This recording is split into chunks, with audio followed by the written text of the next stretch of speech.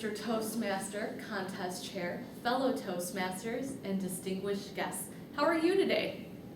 Good. Good. Well, you know how I am? I feel fantastic. You want to know why? Why? Because I'm happy. And you know, I wasn't born this way. I came into this world crying and kicking and screaming. I am here today to share with you my road to happiness and how I got there. And it took a while for me to do that. And if you haven't already achieved this happiness, I'm going to give you some tips on how to achieve the same. So I went through several phases in my life. I was trying to search within myself. I was trying to look for happiness. Where can I find it? So in high school, I went through a phase where I thought, maybe if I'm the most popular girl in school, I'll be happy.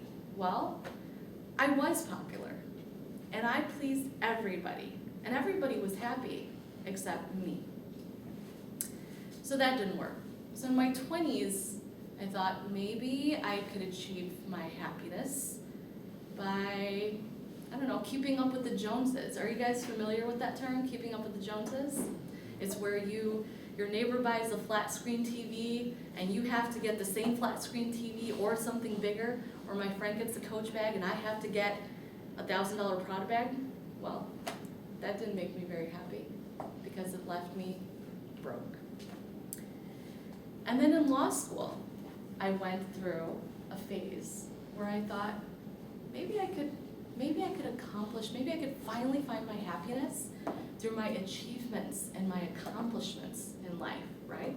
That should make me happy. I'm an accomplished person, I have goals. So I started winning competitions. I was being recognized for my achievements, for my accomplishments. But that left me in a perpetual loop because whatever I did yesterday was past glory. All my awards and trophies were from yesterday. They weren't today. So I had this greed to win more in the future. And when the future came and I won my award, that was past glory. So I was never happy with that because I was always focusing on the future, not being happy, and forgetting about the past. So I started reflecting upon my life, the world around me, and the people around me. And I started working for a homeless shelter. And I learned 3 of the most important things in life that I was going to learn. Number 1, I learned that you need to be grateful for the things you have in life, and you need to be content with the life that you have. You could be a single mom with 2 kids, living on welfare, food stamps, and you have a horrible job with a horrible boss. But guess what? It could be worse.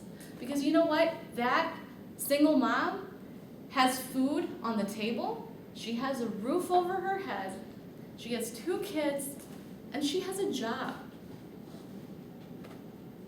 It's about perception. I came across a homeless man at the shelter, and he was telling me about his story a couple of years ago. He was in downtown Chicago in the blistering cold winter night looking for a bench to sleep on. All the shelter homes were filled.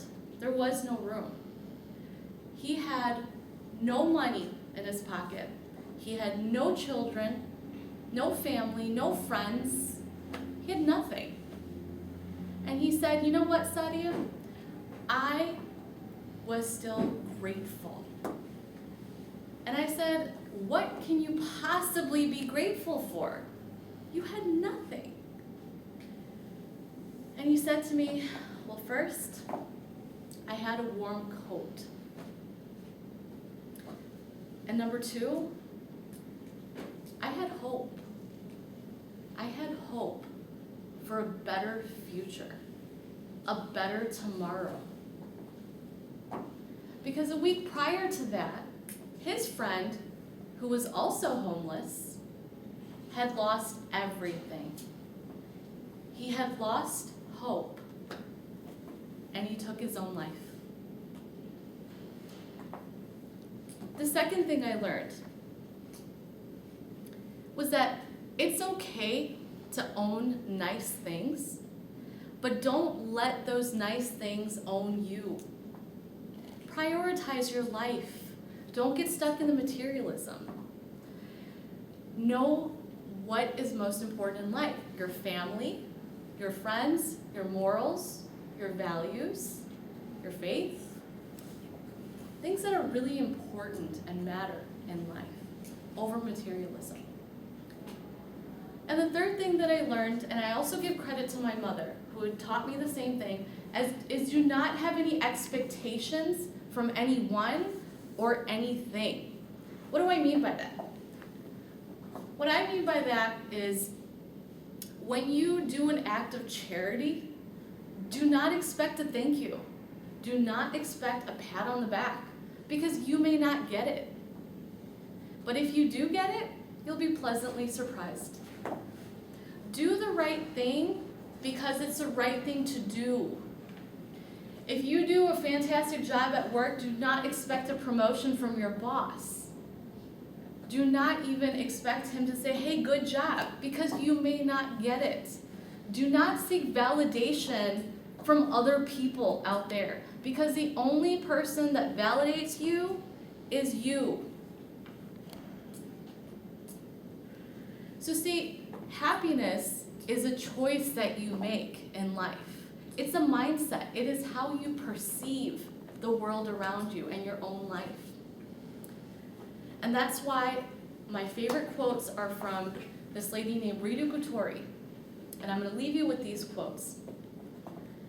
She said, your mind is like a garden, and your thoughts are like seeds. You can plant flowers, or you can plant weeds. The choice is yours. Thank you.